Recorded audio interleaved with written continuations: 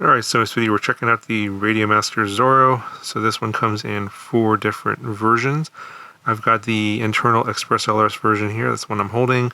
And over here on the left is the 4-in-1 version, which has the 4-in-1 internal multi-protocol module.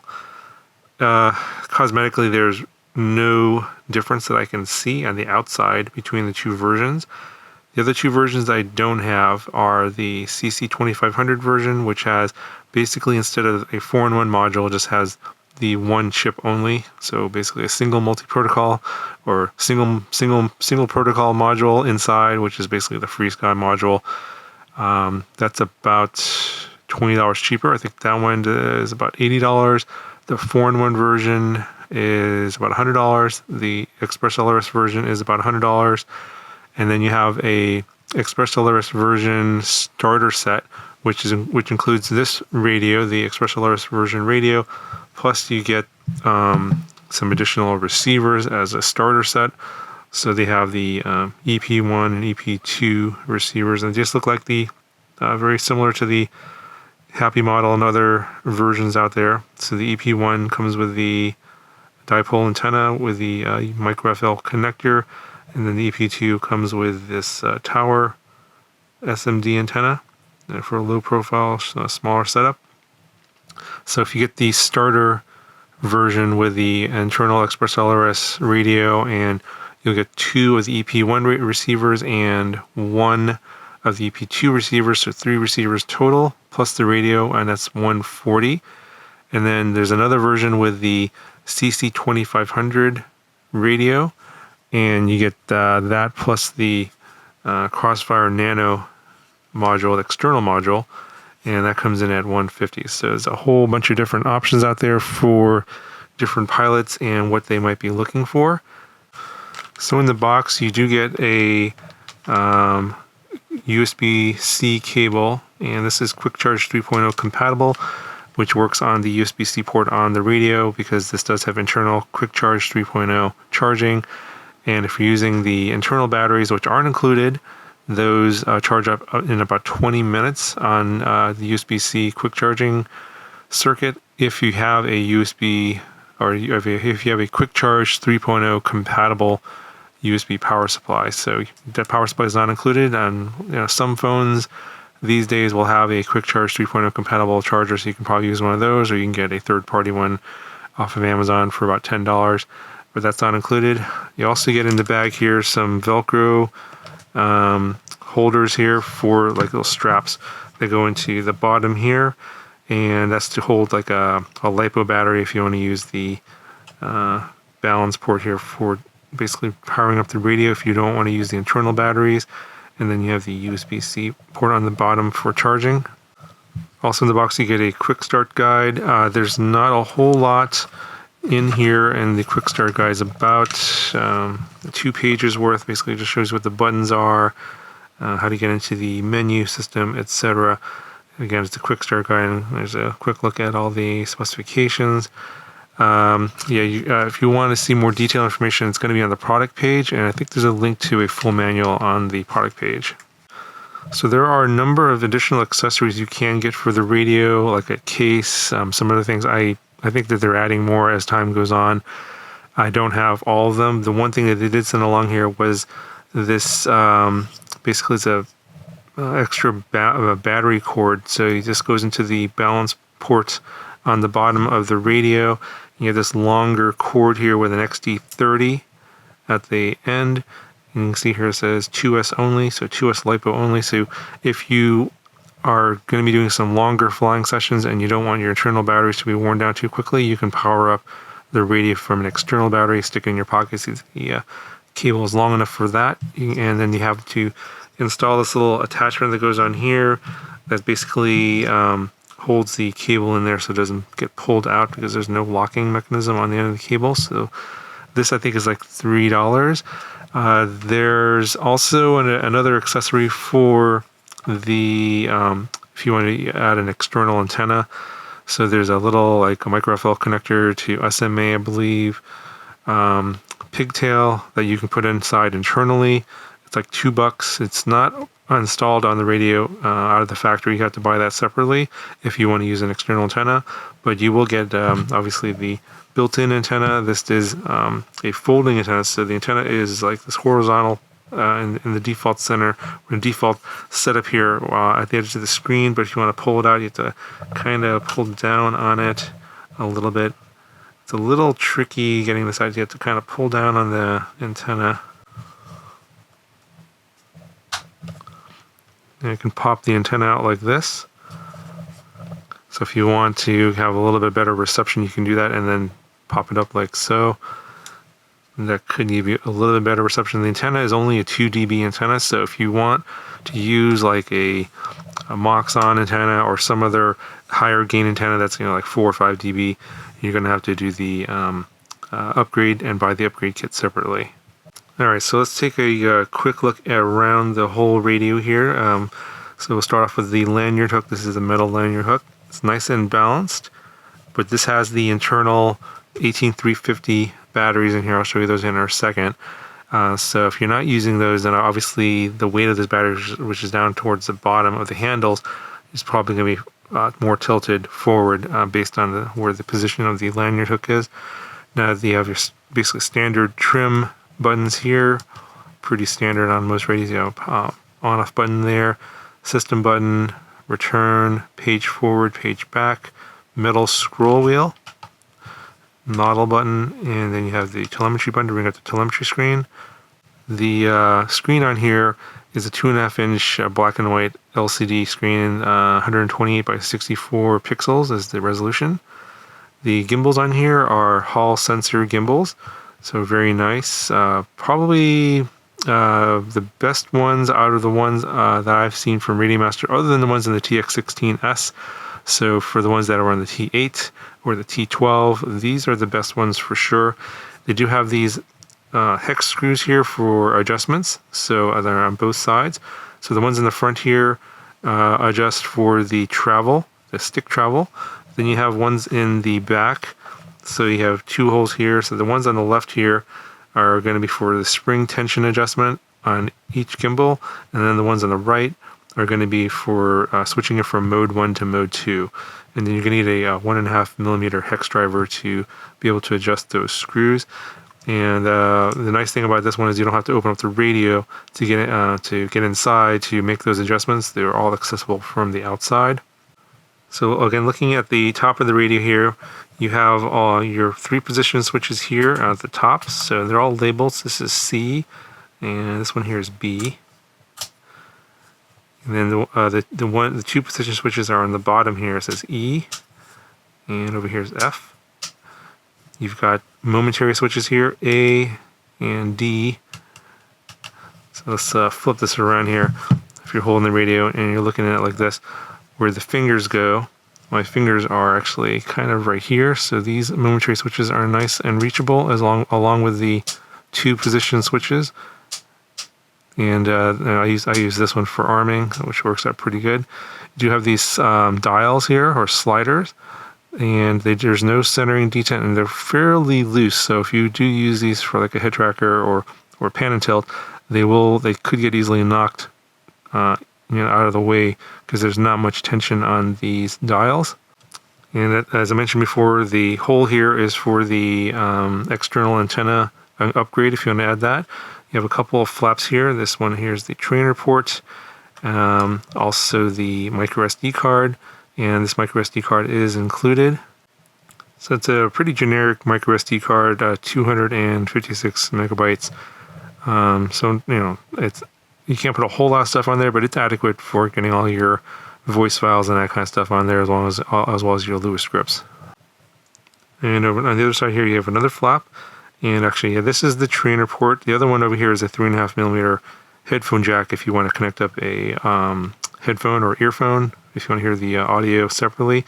And then this other USB-C port here is for simulator use if you want to connect it to your PC. Also, if you want to access the micro SD card contents via the USB-C, when you plug it in, it'll ask you if you want to use joystick mode or SD card mode. And there's a third mode on here when you plug this into the computer.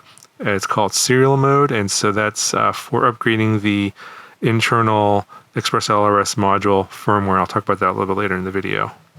Alright, so here on the back you have a cover for the built-in external module bay. It's a nano module bay, just like on the X-Lite. It's kind of nice that this is already on here. You don't have to actually add it like you have to on the jumper.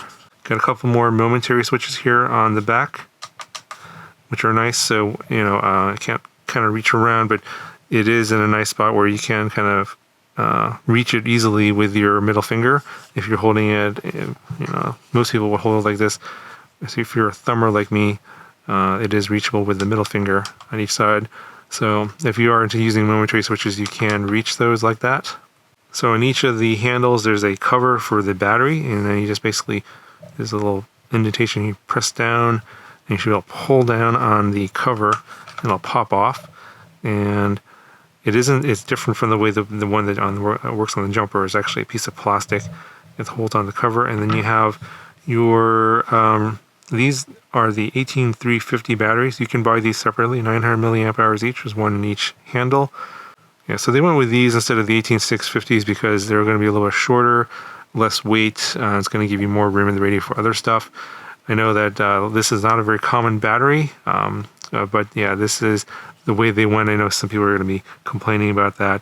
It does have a little bit less, obviously, battery life compared to an 18650. So on my testing with the internal Express LRS module at full power, 250 milliwatts, I get about an hour of power on time before it'll turn off.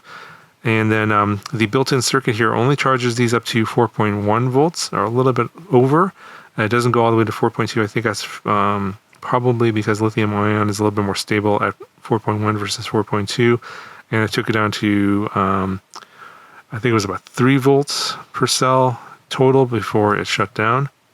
And as mentioned before, if you're quick charging these with the quick charge 3.0 circuit, it will charge up in about 20 minutes. All right, so the material that's on these battery covers here and the handle is a kind of a soft touch silicone rubber material. It feels pretty good. I mean, it's got good grip here. I don't feel like the radio is going to slip out of my hand. It is, I don't know, it's kind of a dust magnet here, as you can see. Maybe it's because of the color, but I'm told that they're going to have custom leather covers later. They're going to be available as accessories. So if you want to upgrade this to like a leather feel, like they have on the TX16S, those will probably come out in say in a couple of months. They usually don't come out right away. I also have a feeling that they're going to come out with different colors of the radio. So if you don't like black, maybe you want a different color, maybe that'll come out a little bit later. Like they're pretty good in terms of customization. They came out with a lot of interesting customizations for the TX16S, so I kind of expect that for this model as well. You know, what would be nice, I think, is maybe those metal gimbals, like a smaller version of the metal gimbals, the AGO1s that are on the TX16S. These are still nice gimbals, but they're plastic. Unless you're really pushing these sticks hard, I don't think they're going to break, but you know, these are probably the nicest ones with these sort of smaller mini style gimbals. But yeah, I'm pretty sure that they're probably going to come out with the all metal gimbals as well for this model. A color touchscreen up here would be pretty nice. I think that would be a nice upgrade. But yeah, colors for the casing, leather grips, different colors for that would be nice as well. I'm sure they're going to probably come up with like LEDs and that kind of stuff for other types of bling you can add to the radio. A couple things I forgot to mention here. There's a couple of these extra screw holes here on the side.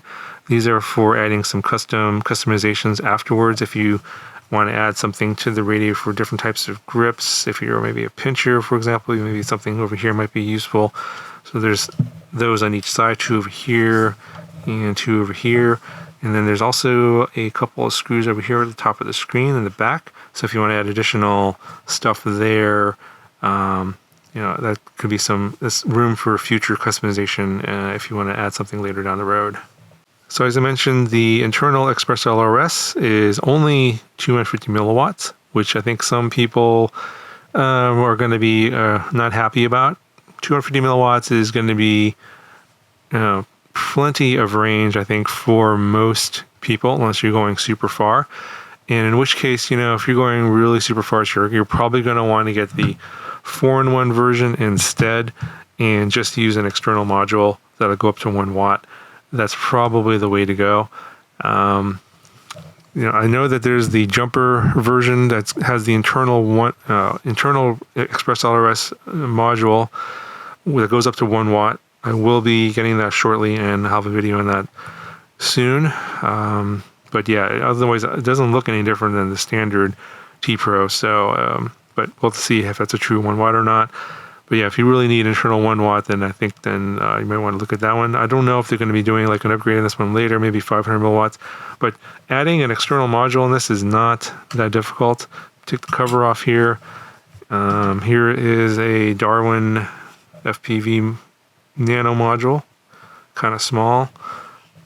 This one goes up to 500 milliwatts. So if you have the 4-in-1, obviously this is the internal Express LRS. So you probably wouldn't need this on here, but you can see in terms of the fit, it fits nicely in the back, like so. And it really doesn't increase the profile of the radio at all. So if you really need like 500 milliwatts or 1 watt, you probably want to go with an external module and just get the 4-in-1 version, and instead of the internal Express LRS version. If 250 milliwatts is fine, you don't need the multi-protocol module, then you get this one, and then you can always add an external multi-protocol module. Those little nano ones, they're about the same size on the exterior for those times that you want to use an external module. Okay, and so for those of you curious, this is what the Crossfire Nano module looks like on the back.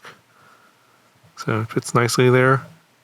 Obviously it's a bit bigger than that other one, but if you want to run Crossfire, get that either the 4-in-1 version or the CC2500 version and the external module. That's a pretty good price at $150. Yeah, so overall I've been using this for a little over a week. I'm going to be switching to this as my daily driver. As you know, I've been using the T Pro for about a month now, and I'm going to talk about this in probably a different video, maybe like a roundup video. If you have questions about like a roundup on, I've got this one, the T Pro, I got the T8 over here, back here, I've got the Light Radio 3 back there, the Jumper T-Lite over here. I've got a bunch of radios. I could probably do a separate video on roundup on all these, especially when the Commander for my flight comes in as well. But just a quick little sort of first impressions about how this feels compared to the T Pro. And for me, it's a bit heavier, which I actually don't prefer. I prefer lighter. So that's a bit of a con, but it's not anything that I can't get used to. I feel like these gimbals are better than the ones in the T Pro. These are probably the best ones I've felt on any of these smaller radios with the mini gimbals. Obviously, the ones on the TX16S are better but those are much bigger. The way the gimbal sits in the radio is a little lower profile. As you can see here, it sits a little inside. And I actually like that feel better. And it's actually the distance of where the thumb is compared to where your hand is. And on the T Pro, you can see that the gimbal is higher up in the radio. And so it sticks out a little bit more. And so that distance between the thumb and the back of the hand is a little bit higher. So I have found that flying this gimbal is a little bit tougher because the way the T-Lite was, you can see that the gimbal is recessed here, just like on the Radiomaster. So I actually like the way this distance is between the thumb and the back of the hand. You don't feel like you're holding your thumb so high up. It's a little harder, and it's a little bit closer down here. And for me, at least, this is obviously very subjective. I find that to be more comfortable. And overall, it just I guess the way the shape of the radio is, it just feels pretty solid. Really no complaints. I do like the way it feels, other than the fact that it is quite a bit heavier than the T-Lite that I was using for about 6 months. Now, a quick note on the software on here. It is running Edge TX version 2.6, and it's running an RC2 candidate on here. I believe 2.60 final version is almost out at the time of this video. It might be coming out pretty soon. So if you want to see a video on how to do an upgrade to the full version or the final release, let me know. It's pretty similar to the way you would upgrade OpenTX on any other radio. Basically, you just go into bootloader mode. I think you have to put the firmware on the micro SD card go into bootloader mode by pressing the 2 trim buttons in like this, and then press the power button, and then you get the bootloader screen, which is very similar to OpenTX, which makes sense because it's based on OpenTX. Now, if you would rather have OpenTX on here instead, I believe you have to wait until 2.3.15 comes out, and I believe this radio will be supported in OpenTX when that version comes up, but I don't think it's out currently, at least at the time of the recording of this video. Now, if you want to upgrade the internal ExpressLRS module firmware, you have to power on the radio. When you plug in the USB cable here on the top, you get 3 choices. Choose the one at the bottom. I think it's like, it says serial mode or something like that. It's basically not the joystick mode or the PC mode. It's the last one. Usually you only get 2. This one will give you 3. And then if you want to, like, for example, put in your binding phrase, which was what I did on this radio, I selected the Git branch master branch. It's not in the main release branches yet. And then I selected Radiomaster and, of course, the Zorro 2400TX. And then the upgrade process or the firmware updating process is exactly the same as pretty much all the other transmitter modules and receivers. You just go through there in ExpressLRS configurator, and it'll just work like normal. The final version of the ExpressLRS firmware are probably going to be released in the next few weeks, and it'll be in the main branch eventually, where it'll just be in the, you'll see the target for Radiomaster there. So if you don't want to mess with it yet, you can just wait a little bit. It'll show up there eventually. Okay, so last but not least, if some of you guys are wondering if a 900 megahertz version of this radio will come out for ExpressLRS, I'm told that they have no plans for that. So if you are interested in 900 megahertz ExpressLRS, you probably should get the CC2500 version or the 4-in-1 version, and just use an external module on the back, like a Beta FPV or something like that, like one of those nano ones. I think there's not that many of those, so that's what you would have to do, because they're not planning on making a 900 megahertz version of the Zorro.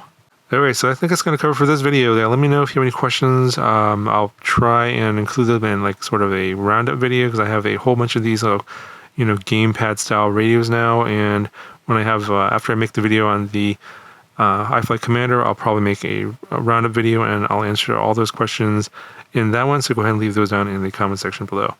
That's going to do it for this one, and I'll talk to you guys in the next video.